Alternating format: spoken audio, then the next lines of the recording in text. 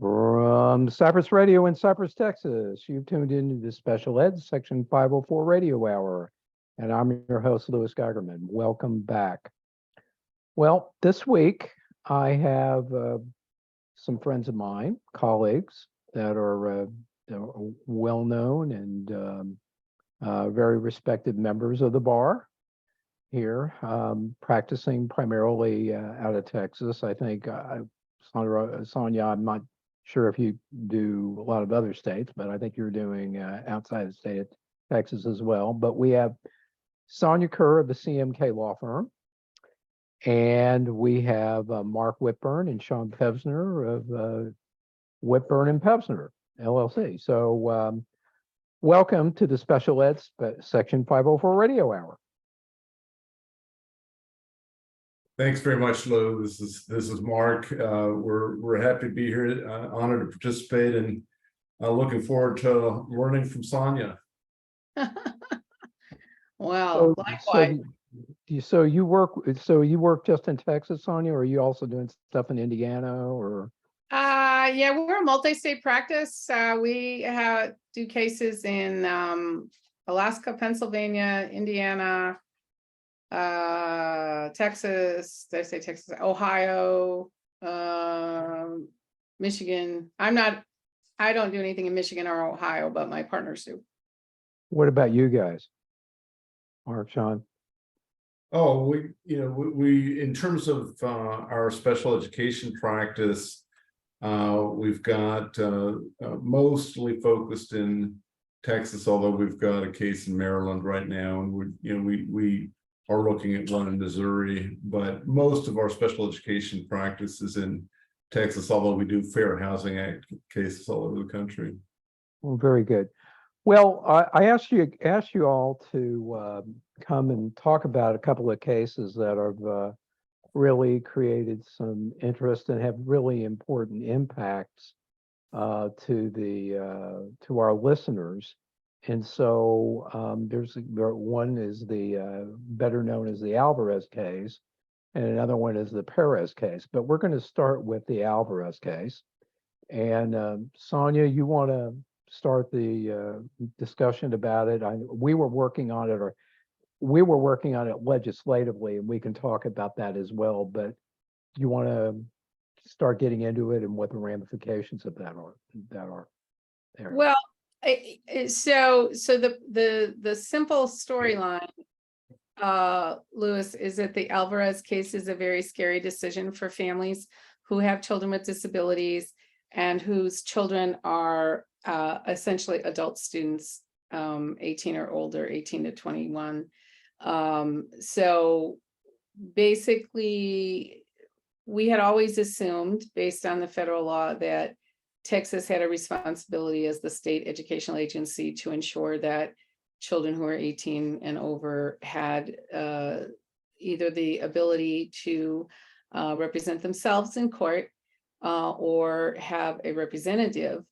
And, as you guys might know, Texas was one of the first states to have, alternatives to guardianship, such as supported decision-making approaches, and of course we have power of attorney that children can use.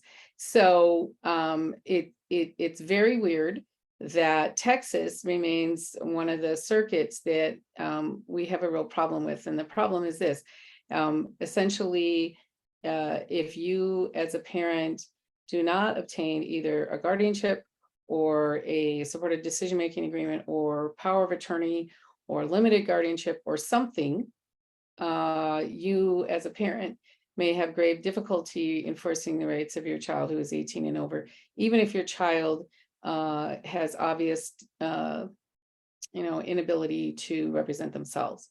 And I don't think this is any accident. I think this is by design by the state of Texas, the Texas Education Agency. I don't think that they really, want to have more people enforcing their rights. So the Alvarez decision was a very obvious attempt to try and, correct prior case law, the Manor decision, and it didn't work. And so I'd like to have a discussion about what should parents do, right now until, another opportunity comes along, or we as lawyers figure out what to do. Mark, Sean, would you like to make a point about that? I'll jump in on that too. Yeah, I mean, and I'll let Sean weigh in as well, but from my perspective, the Alvarez decision is, when you read it just on its face, it doesn't seem to mean that much, right? Because the only thing it says per se is that the plaintiffs in that case didn't have the standing to sue the Texas Education Agency to enact a rule. And the court said, well, they can't enact a rule because the rule that the plaintiffs want them to enact is contrary to what the Texas state legislature has determined, and therefore the Texas Education Agency can't do it. And so on its face, it doesn't look like it means that much. But the problem is when you couple it with all the rest of the case law, when you couple it with the way that things actually transpire in the state of Texas, what it ends up meaning is that there's a whole class of people, whole class of students that have turned 18 that don't have a viable mechanism to get their rights protected. And so it's not just a, as Sonja was saying, the plaintiffs in Alvarez were not just trying to solve an abstract issue, they were trying to provide a mechanism for a whole group of children, over the age of 18 to vindicate their rights under the IDEA. And based on various abstractions, the Fifth Circuit didn't give them that mechanism. So we're left with the question: okay, what do these kids actually do if they want a free, appropriate public education, if they want their rights vindicated? Sean, go ahead. I think the decision is, I think the decision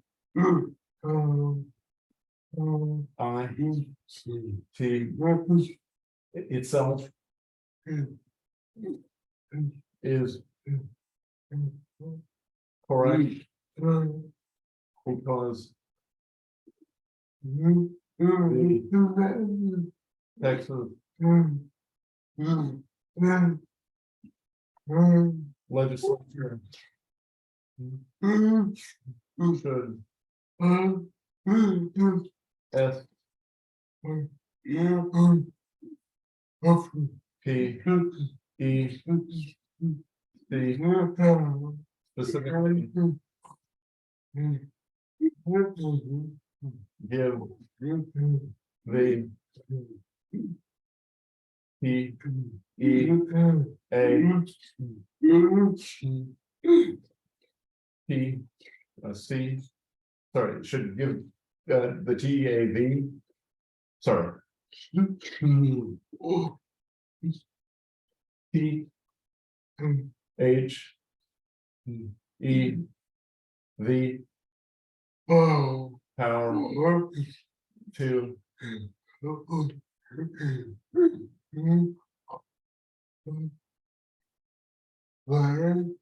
make a special rule. And Sean, and I get what you're saying there. The only, the concern I have is that if the Texas legislature doesn't do anything, then this seems like a real obvious way to subvert subvert federal law, right? Because if you want to say that, well, we don't have standing to enforce the TA to do it because the Texas legislature has ruled contrary, even or hasn't done what it needed to do, even though the IDA specifically says it has to. Then if we let the Texas legislature just sit on its hands because we don't have any mechanism to force it to do anything, then the principles of the IDA are simply not enforced in Texas, which can't be a positive result. I'm sorry, Sean, were you going to? Do you think the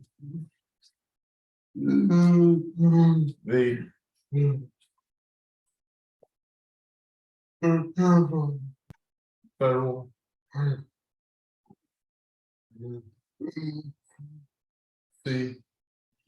get the federal government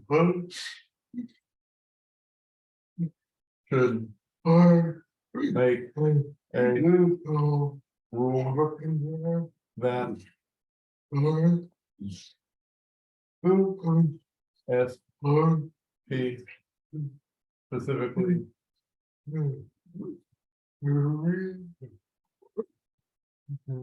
gives the power,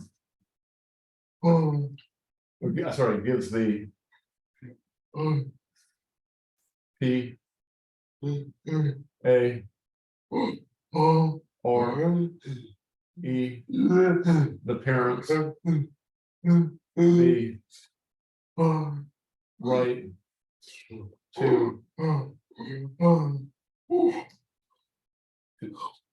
to litigate on behalf of their kids under these circumstances. Well, and I'll let Sonja and Lou talk about that a little bit more, but my own sort of very short take on that is obviously it would be great for the federal government to establish uniformity among the states in this regard, but the problem is we can't wait for that to happen. You know, it hasn't happened yet. There's a reason why they did it the way they did it in the IDA, and we need Texas to act now to, you know, address this population. I totally, I agree with you on that, Mark. To get anything done in however bad it is in Texas, it's even worse trying to get something through Congress. As it is, you know, our last reauthorization of IDEA was in 2004, and it's supposed to be every 7 years. We may never get another reauthorization the way things are in Washington. So waiting on the federal government to fix it isn't going to happen, in my opinion, or at least not in a time would help students that are impacted about this. But you know, we have been trying to get a bill through the Texas legislature, and we had a bill that was the thing about the Texas legislature that a lot of people may not know is it meets every 2 years for 140 days.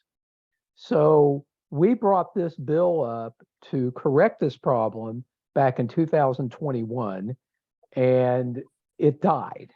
Okay, we got it through, we basically got it through, through committee, and long and short of it, it died. This time we got it through we get it through got it through through the House. And we never got a hearing in the Senate, so it died because of politics in the legislature. Even though this was clearly a bipartisan issue, it was something to get done. But the problem is getting things done in the Texas legislature, and we are down in the trenches here. It is not an easy thing to do, and leaving it to them is just irresponsible. I tend to agree with Sonja that this is it's by design, and it's certainly our only hope maybe now between now and getting it through the legislative session, from my perspective, is potentially doing it by agency rule, which is which may or may not be workable, and that's a whole nother set of issues. But I don't see that being any easier. We're going to bring it again to the legislature in 2 years. But what the hell happens in 2 years? In the next 2 years, we have a lot of kids who are going to have a problem. Go ahead, Sonja. I don't think we can wait 2 years. And putting my thinking hat on, I think we actually need to convene like the lawyers, and I did talk to Marty about that, which because this is the case, and I did reach out to COPA. I think that we have to come up with a strategy to hit the courts in the meantime, because we are not, we are otherwise essentially saying that, hundreds of thousands of kids in Texas, not only does this impact the children's rights in terms of bringing a due process hearing. If I'm a clever school lawyer and your child doesn't have either a power of attorney or a supported decision-making agreement, or maybe even if they do and it doesn't suit your fancy, and the parent tries to bring, ask for mediation or an independent educational evaluation or files a state complaint, I'm going to say, you don't have any authority to do that. And I'm going to cite this case. And if I were a school attorney, that is exactly what I would do. And that's what they're going to do. So we don't really have time to waste. We have to come up with a strategy. Off the top of my head, with a little bit of looking around, I think there's a couple of ways we can go. One is that we can have any of our clients who are 18 and over, who do not have, any of the tools that they should have, file in federal court and argue futility in terms of exhaustion. And we can do that at this point, honestly, because of Perez. So, which, we're going to talk about. Perez is basically saying, if you don't have to go through administrative proceedings, then golly gee, you can take your claim straight to court. So I think the collision of these two is going to be something like, a bunch of kids who sue and say, well, we don't even have to go through this procedure because we can't. Our parents can't get us a due process hearing. So it's futile for us to do so. So we're just going to go straight to court. That's one thing. But the other bigger thing, which I've been really thinking about, is a letter from as many advocate organizations as we can get to OSEP, Office of Special Education Programs at the U.S. Department of Education, indicating that we now have however many hundreds of thousands of kids there are. I mean, there's tons. Who will not be able to exercise their due process rights because of this decision, and requesting that the Department of Education take action to assist these children. Likely they won't. Give them a timeline. Likely they won't. And then essentially, I think what it sets up is a lawsuit against the U.S. Department of Education, not in the Texas courts, but in D.C. And so I think we have to really start looking at these other potential options, because otherwise we are just waiting for the other shoe to drop. We already had the Maynard case, which was bad enough. This is worse.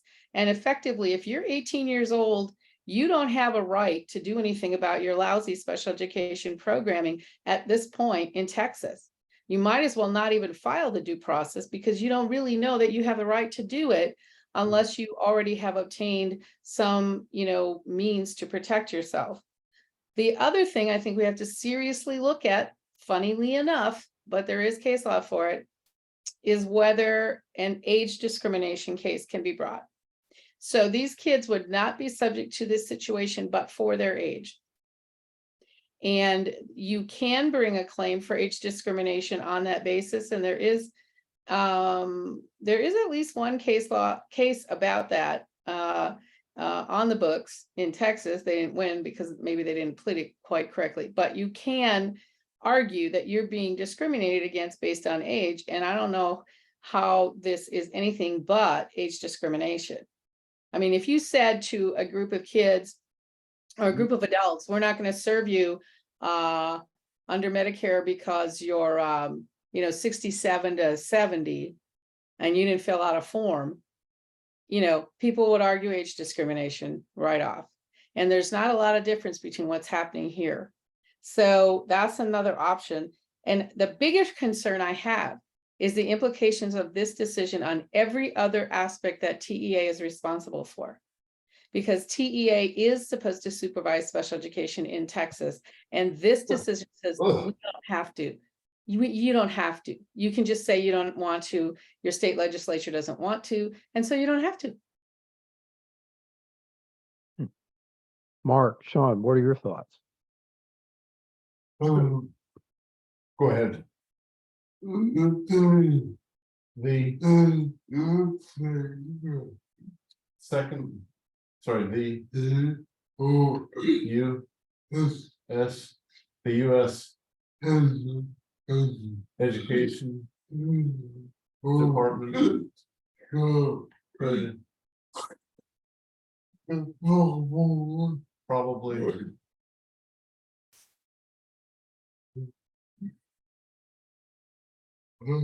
the U.S. Education Department could P R O M could promulgate a rule that gives people, sorry, that gives parents the right to make, no, it gives parents the right to litigate that the U.S. Education Department could do it.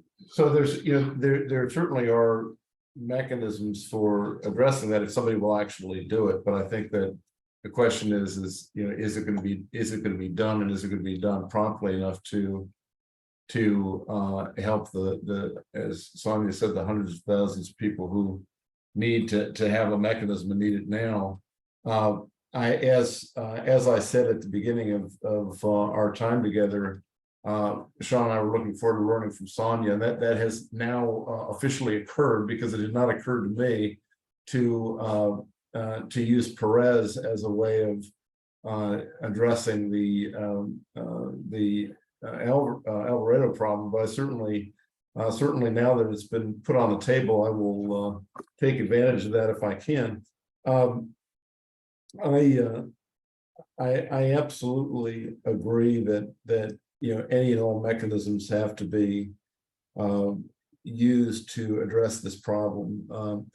I think that for those who can avail themselves of a power of attorney, that is one way to do it in the short term. Of course, there are challenges to using power of attorney mechanisms, but it may be that it's possible to use this decision to turn that on its head. If you want to say, well, the Texas state legislature only recognizes two things, two groups of people, that you only recognize those who've been declared by a court to be incompetent and everyone else. Then if you're part of the everyone else, then everyone else can get a power of attorney and use it for this purpose. So if that's the distinction we want to make, then there shouldn't be any legitimate challenges to the use of powers of attorney in this context. So it's possible, at least it's worth an effort, to sort of try to turn this decision on its head and say you can't have it both ways. You can't say that that the Texas legislature's dictates can be used for one purpose, but you can't use them for the other purpose when they show, when they're read that way. So that's my sort of initial take on, if I've got a client right now that has to contend with this situation, they can do a POA. I'm probably looking at that. Well, and I think the standard for a power of attorney in Texas is fairly low. So, I did a bunch of research at the administrative level on a case that was all about this. We did convince the hearing officer to, basically go with the power of attorney. There's a very, very good kind of old standard in the power of attorney world in Texas, where a guy gets, mangled in a car accident, and the only thing he can do is like move one finger, and he authorizes his sister as the power of attorney through this one finger movement, and that stood up in court. Well, a lot of our clients can do at least that, and a lot of them can do more. So what I'm advising people is do the power of attorney, do the supported decision-making agreement. If you want to do a limited guardianship, go ahead and do that. I mean, do everything you can.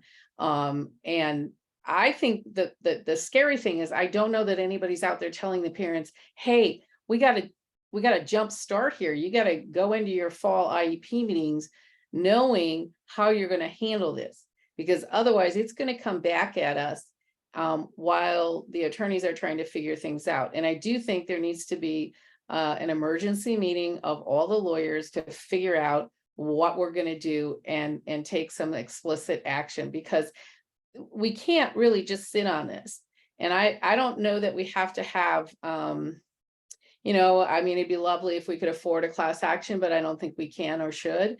I do think there are things we can do. And I do think that all of the interested disability groups can jointly send word to DC and make sure they know about this decision and ask for explicit answers and assistance in a particular period of time. And if the Department of Education doesn't see fit to do that, then I think they're just as culpable, and I think they get sued. And I think it's way past sitting around, because if we sit around, what's going to happen is these parents and these kids are not going to have their rights. And it's not just a couple of years, because we have no assurance, no belief, at least I don't, that we are going to have a legislative solution. And in my opinion, when you're going into a dogfight with the state agency, the last thing you do is tell them all about a legislative solution, because they're going to come back, just as this court did, and say, oh, well, you just deal with the legislature then. Okay, that hasn't typically worked in civil rights situations. What you want to say is we don't have any solution. That's why we're on your doorstep. That's why we're knocking on your doorstep, Judge. And I think we can honestly say that as the school year is starting, we have no solution for hundreds of thousands of kids who may not know that they have to either take some affirmative action or they will have no ability at those IEP meetings. None. And these IEPs that they agree or don't agree to will be of no effect. I mean, if the parents sign them, you know, and I'm a school district and the parent comes back later wanting to do something about it, I'm going to say, well, they didn't have an authority.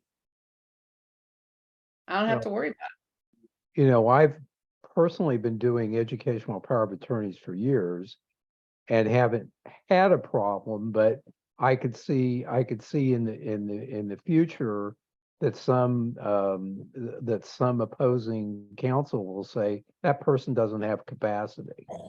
And but that isn't even the problem. The majority of it, Lou, is that people didn't even know to do a power of attorney.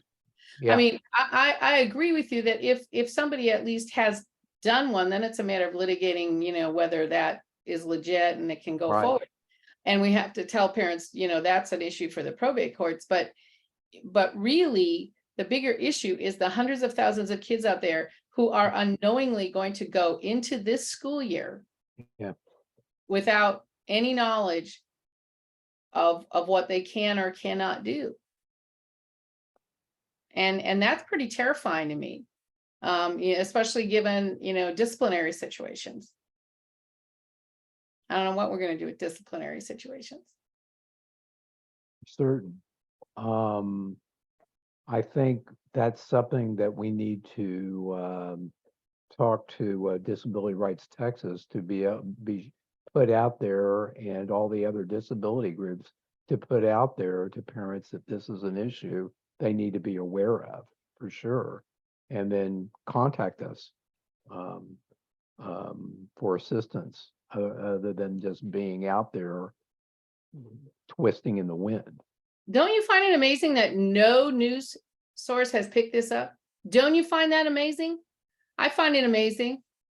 I find it amazing that no news source has picked this up and realized that hundreds of thousands of kids in Texas are going to get screwed in less than, you know, half a month.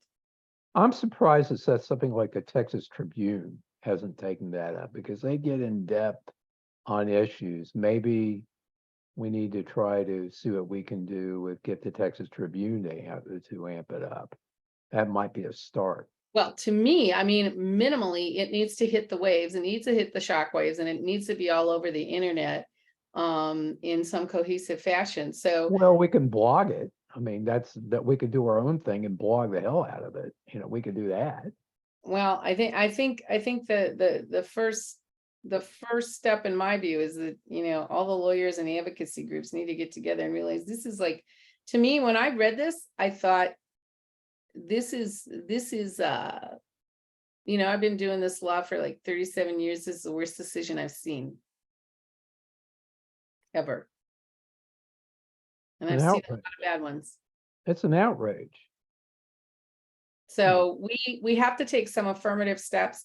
If we don't take any affirmative steps, then shame on us, because it's got to happen in a pretty cohesive, simple manner. I do think that the disability groups should sign on to a letter post haste. And I did put the word out to COPA. We have not heard back, and I think we need to get back to them and whine and say, what are you doing? Are you going to help or what? Because this is not something that can sit. It's not like, just another problem from Texas. Well, I could certainly see that we could bring this up for the Texas Organization of Parents, Attorneys, and Advocates. We can bring that up to TOPA to sign on to a letter. And I think everybody has to sign on. We got to get, Right.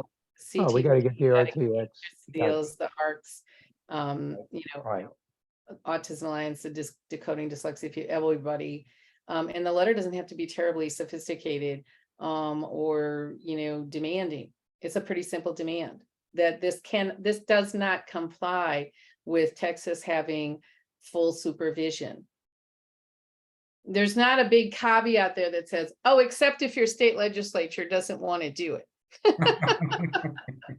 There's not a PS in the statute. So, I don't think the issue at this point is Texas. I think the issue at this point is, assuring that the United States Department of Education knows about it, and then what are they doing? Because what's happening in the world of special ed is that people in other states see what happens in the fifth, and then they copy it.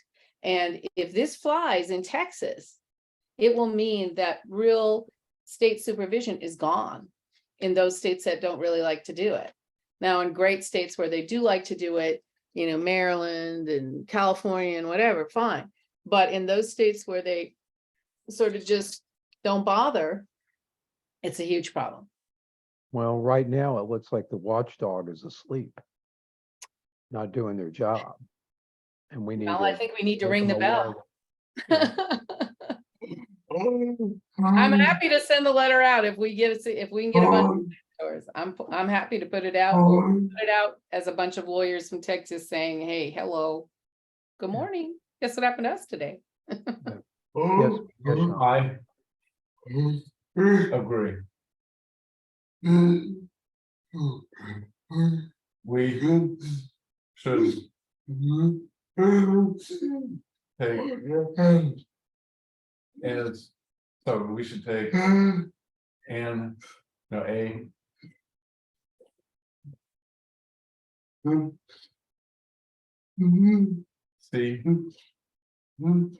T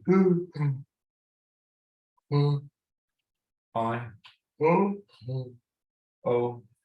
take action to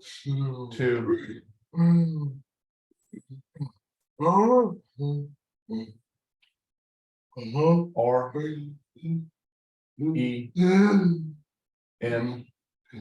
to remediate or to remedy this. Yeah, and I think, from my standpoint, so many of us focus on litigation that we're used to taking the case law that's out there and making the best arguments and that we can out of it. But I agree with both Sonja and Sean that this is an occasion where litigators have to be more than just litigators. They have to, it's time for us to get together and have a meeting of the minds and try to make some changes that go beyond just sort of advocating for one particular client at a time. Well, Yeah. to the extent that I can help get people together, which would mean people that are associated with TOPA You know, and we have about, what, 40 lawyers, I think, that have joined TOPA since we established it. I mean, that would be a nice group to deal with. And then, of course, contacting we'll need to contact other groups, ARC and Anybody who was involved in the legislation yeah, will probably be interested, and I don't think it would have to be a big extensive effort to do it. You know, I mean, you all probably have the names and folks. we do. And I think if those folks were notified and we convene a Zoom, I mean, I'm happy to convene the Zoom. I certainly can do it, or other people can do it. You know, we have capability for 100 people or more on our Zoom account. So, I mean, it's a matter of getting people together. I think the other thing is that parents need to be aware. So anybody who's helping parents who's listening to this radio hour, I mean, if you're an advocate, send out an email to all the people you help and let them know this is a problem and they need to be aware of it and what they can do, and start, you know, pushing back, not just by getting yourself some help, but telling all the families, you know, getting it out on all the listservs we can, and making sure that all the state legislators who are going to convene in September for some kind of education legislative meeting are aware that this is an urgent problem. And if they can reconvene for school funding or charters or whatever they're doing in September, vouchers, they can certainly address this. I mean, it wouldn't be difficult. Yeah, my only concern with that is if that was done in this session, that they would want a deal that we would support vouchers and I don't really care. I don't really care. I don't believe there'll be a legislative solution, but it's not going to hurt anything. At this point, we have nothing to lose. At this point, we have hundreds of thousands of children with no right to bring a due process hearing, which is their primary vehicle for justice in the special ed system. And I haven't even seen the governor or the Department of Education at the state level or the United States Department of Education give one sneeze about it. And I think that's outrageous. I think that's absolutely outrageous. What really irked me about this, and we really thought we were going to get this bill passed in this last session. But what really irked me about it is we got it passed in the House, went pretty much unanimous, and we were going to get it in the Senate. We were told by the lieutenant governor's office that there wasn't full agreement in the disability community on this point. And I'm saying, what are you talking about? I mean, that's what I understood. And we're saying, what are you talking about? We had a coalition of people that we reached out to get a bill through with language that placated everybody. In fact, even the special ed directors were on board with this. But somebody put out there that there wasn't unanimity on our side of the equations. Like, you got to be kidding me! And this was Lou, but Lou, that's the oldest trick in the book. And you know what? I don't think it's anything you all did or didn't do, or Patrick did or didn't do. I mean, at this juncture, it's like past the point of when people were fighting the 1964 Civil Rights Act. This is more outrageous than the delay of the 1964 Civil Rights Act, because this is eviscerating at a state level, at a circuit level, not just a state level, but we got Mississippi, we got Louisiana, at a circuit level, that these kids have no rights. And that cannot be consistent with the IDEA. It cannot be. And the fact that Washington has done nothing and hasn't even bothered to pick up the phone and tell anybody here that they care or they want to look into it is, to me, wholly outrageous. So that is why I start at the top. I say the letter goes, we do a letter, and I don't care if I'm the only signature on it, because I'm gonna take it personally to somebody, to a lot of somebody's. And that's what needs to happen, because this is not about negotiating, Lou. This is a power play. This is a power play by TEA, I no get matter it. what they've said or not said, that they don't want to be responsible for this group of kids. Why? Because what do these kids need? They need a lot. They need transition services. They need vocational help. They need all these things that no one really wants to provide. Yeah, and so they can do King's X, they're able to pull out the King's X. Oh, well, I'm sorry. Well, they don't, they don't, we don't have to serve them because, I mean, they have to speak for themselves. So, that's absolutely outrageous, but you're right. It is a power play. So with a power play, you push back. And that's what we have to do for sure. Mark, Sean, do you have any closing ideas on Alvarez or? No, I think that it's been said. It's a critical problem, needs to be addressed. Yes. I agree. Yeah. Then let's switch gears then, okay, and put a pin in that. The other case that we were going to talk about was Perez, which falls right in line with that. So this was a Supreme Court case that was recently decided. Let's have a conversation about that. Do you want to start the conversation, Mark, or Sonja? Who wants to talk about that? Go for it, Mark. Yeah, I mean, I can take the first little foray. I mean, in Perez case, the Supreme Court dealt with the issue of individuals who were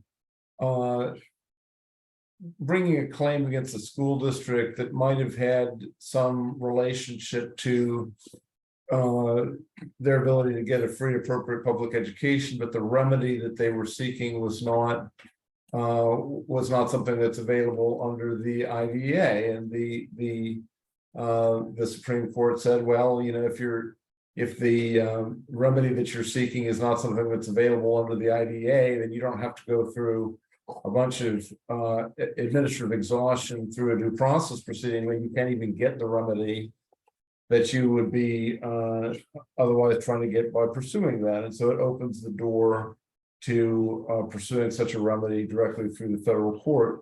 Now, there's there's a real question that arises about what the relationship with this case is between the earlier Fry case. The Fry case was a little bit different in its focus. It was trying, the Supreme Court was trying to determine there the degree to which one would have to administratively exhaust if one were trying to seek a remedy for something other than a violation of one's right to a free, appropriate public education.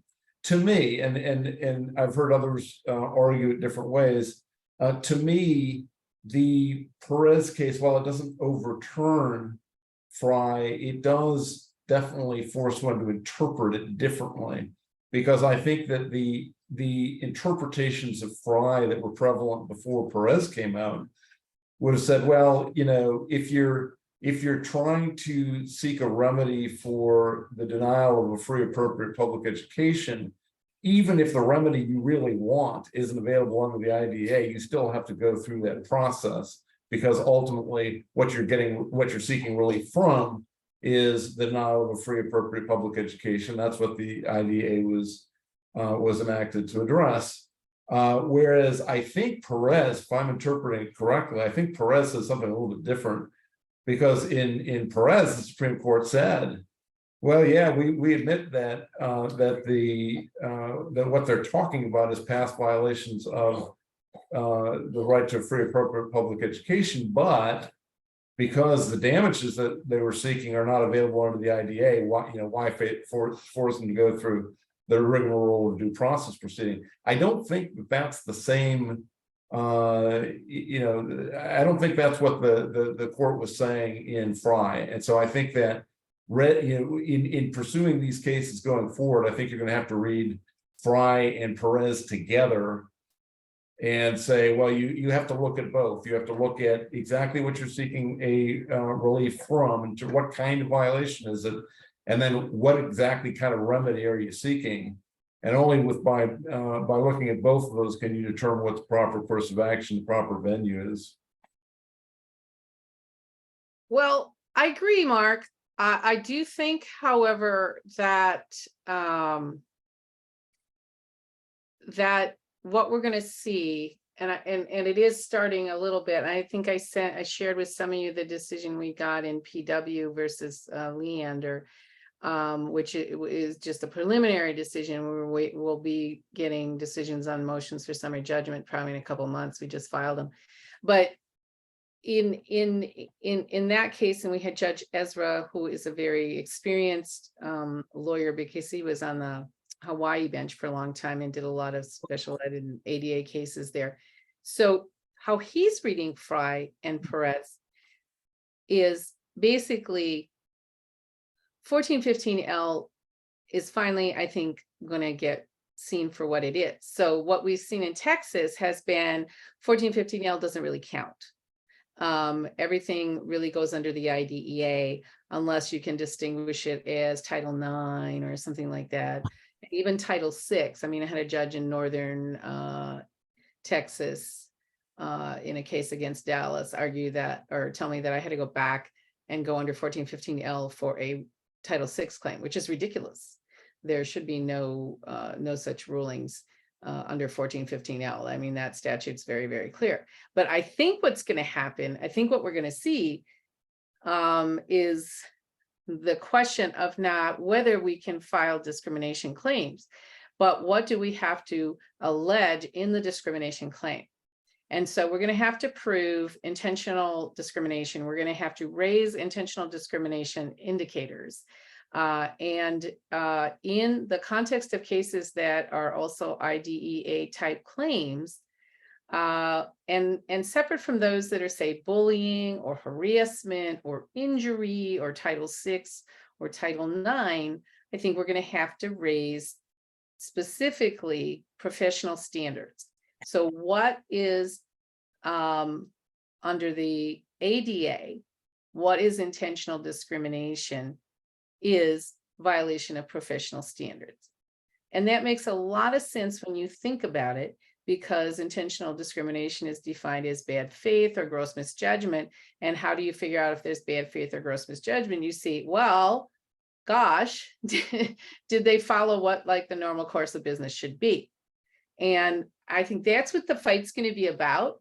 I think that the Fry test is enhanced by Perez, but it's not solved by Perez, because we still don't have at the Supreme Court level, although we have circuit court opinions, we don't at the Supreme Court level have a great definition for, okay, so what is this discrimination? What is it that people have to prove? And we're seeing opinions coming across from other circuits and district courts, you know, trying to figure out, so what is this discrimination supposed to look like? And I think that what we all need to be doing is going back and really double checking what do we plead, and trying to be as specific as we can about what were the professional standards that led to this child never getting a speech eval, or what were the professional standards that were violated leading to this child never being identified as emotionally disturbed, or, you know, all these types of things, and putting it in the context of bad faith and gross misjudgment, because the professional standards are out there, right? I mean, we can look them up. They're on the website for TEA. And so I think what Perez did is that we need to let the advocates especially know, is give us a really big red flag caution, yellow flag caution. If you're going to go with a family and you're going to go to mediation and you're going to do a settlement, be careful, because you're going to be waiving or attempting to be asked to waive, discrimination claims. And most of the time, at least for me, despite a lot of practice, I'm still trying to figure out what discrimination claim my client might have at that level.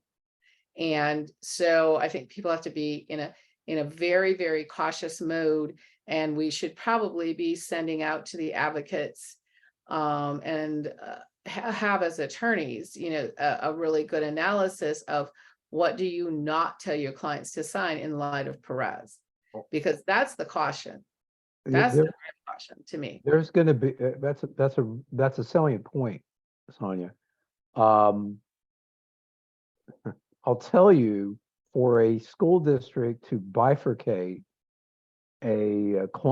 bifurcate a settlement and and cut out and carve out those discrimination claims, that means there's going to be a lot of mediations that aren't going to settle. Because they want to buy peace and they want to get there. The question, but the real question, and you hit on it, what are you going to have to litigate? You are going to have to litigate the professional standards. You are going to have to show that there was gross mismanagement of the education plan. That's kind of, from my understanding and working with some cases that I have with other attorneys, that's kind of a high bar, to get there anyway in a lot of cases. Maybe, maybe not. But if it is a hard bar, then we shouldn't be alleging a discrimination claim. It may not be a discrimination claim. It may be only an IDEA claim. And I think that one of the things we're going to have to do better is to try and decipher the two. So real quick, a couple things, if we can, the listeners should be aware of is, the Fifth Circuit did come down with the Heston decision, which is important for people. That came down after Perez, and Heston was a kid who was injured at school. And there was also a special ed claim, and Marty Zerkel did the PI claim, and I did the other claim. And the Fifth Circuit after Perez said, look, because of Perez, you can't get out of that claim. And there's no administrative exhaustion when it is a damage claim. And that's really, really important for families. Now, the problem is that most of our families come in and they have maybe a damage claim, but they probably have a gazillion IDEA issues. And so, in normal states, if there is such a word, in other states, I'll say, in other states where I practice, what would happen? So for example, Pennsylvania, I had a little kid who got hit in the face by somebody at school. And what would happen is you'd allege it, they'd give you a soft settlement, 20, 30,000, and then you'd go and fight about the special ed claim. Because why? Because you're not going to get $1 million for that kid. You're just not. There's not sustainable injury. There's not permanent damage. There's not, there's not a broken bone. There's not a broken bone. Yeah. And so what we have to do as litigators is to sort of carve those out, get a soft settlement of an amount that's fair, because it did happen, and then litigate or settle the special ed claim. But right now parents are very confused because they think that they can go and get a lot of money damages when there is some type of injury at school. The other problem is if there's not an injury and it's just bad programming. So what is that? That is the bad faith or intentional gross misjudgment under the ADA. And those are really hard cases. So we shouldn't be bringing those all the time, but there are cases like that come up. And the problem is knowing the difference at the advocate level, because we have so many great advocates out there. So probably there should be a seminar for the advocates on how to approach Perez in light of the Heston case. And then there's also the Chavez case. That's also a Perez type case in Texas. And then You know, there's a lot of cases that are going to come up on children with autism and their right to have ABA providers in the classroom. And those are starting to percolate. You know, I did a case in Tomball and we survived a motion to dismiss on not exhausting. And I think more parents who have ABA providers are going to start pushing that way. They're just going to say, you know, the ABA works better than what I have at school. I don't even want to do this hearing, Sonja. Okay. You know? Yeah. And if you're 18, you can't anyway, you know. Well, in some ways, in some ways, ADA can be your friend because it has to be at least as effective as it is for the non-disabled peers. In some ways, that can be a very powerful definition that you can use to your advantage. Well, true. And also for kids with dyslexia. I mean, you know, if you can argue, as you certainly can, that certain Orton Gillingham programs, certain dyslexia programs are as or better than what they would get in the regular classroom. Yeah. Absolutely. Mark, Sean, do you have anything? We got 4 minutes. And then Well, you know, I think my last comment on Perez will just be to sort of reinforce something that Sonja said, because I think it is going to really make a difference with respect to mediations and settlements for sure. Because if I'm not mistaken, the Perez case arose when the school district had settled out the special education claims, and for some reason, apparently, the school district in settling out the special education claims didn't get a full release of whatever other claims might be out there. And then, you know, so Perez then followed up by saying, okay, well, here we go. Let's go down the damages road. So you can bet your bottom dollar that the school districts aren't going to make that mistake again. They're going to demand that release on any kind of you know, resolution or mediation agreement. And so parents and their advocates and attorneys are going to have to be prepared to look forward and say, what are we really releasing here, and are we prepared to do that, and what would it take to vindicate these other rights that we might be releasing? Yeah. for sure. Well, I've got a couple of minutes here. If there are any closing, like, I'm going to give you a minute.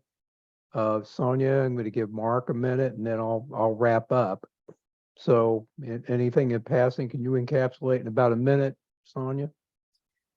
Just that I really can't emphasize enough that I believe parents and any advocates and attorneys out there need to be really vigilant for students who are approaching 18. And if you're not sure what to do, get a hold of somebody and spread the word, get that out there on all the listservs that if you're getting close to 18, you got to talk to somebody and figure out what to do. For sure. And any passing words on Perez? No. Okay. Mark, John? Yeah, for me, I think, you know, I'll just say in closing that I think that this has been very helpful to me personally, and I think that this meeting, this panel today, and I appreciate your putting it on. My thought is that attorneys and advocates need to do more of this kind of thing, that the issues are becoming so acute, so many people's lives are at stake now, that it's important for litigators and advocates not to sort of play Lone Ranger, but to communicate with one another, to get involved with one another, to, you know, not just in terms of how to address this particular case, but to get these issues in front of the public and in front of the agencies that need to be doing something to address them. Well said, Mark. Sean, you want to give you the last word on that? I agree that Texas. Sorry, I agree that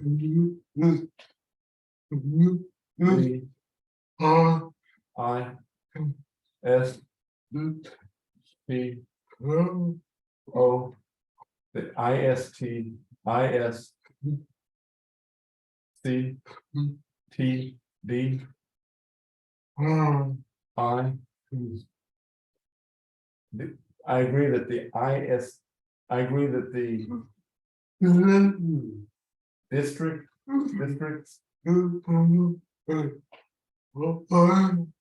will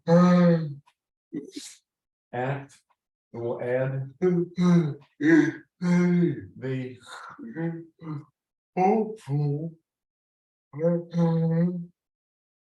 F E F U will add the full weight. I agree that the district will add the full or E L E will add the full release on their settlement agreement. agreements. Yeah, for sure. Look, guys, this has been great. We ought to think about doing this kind of thing again, maybe, and expand maybe one or two attorneys in there. That would be great. So I want to thank both of y'all, all of y'all to come on. This is Louis Geigerman with my company's National Art IEP Advocates. If you need to connect me, it's my email address is nationalartadvocates@gmail.com. The website is narda.org. If anybody wants to contact you, Sonja, how would they do that? Just Sonja@cmklawfirm.com. Say it again. Sonja@cmklawfirm.com. Okay, Mark, Sean.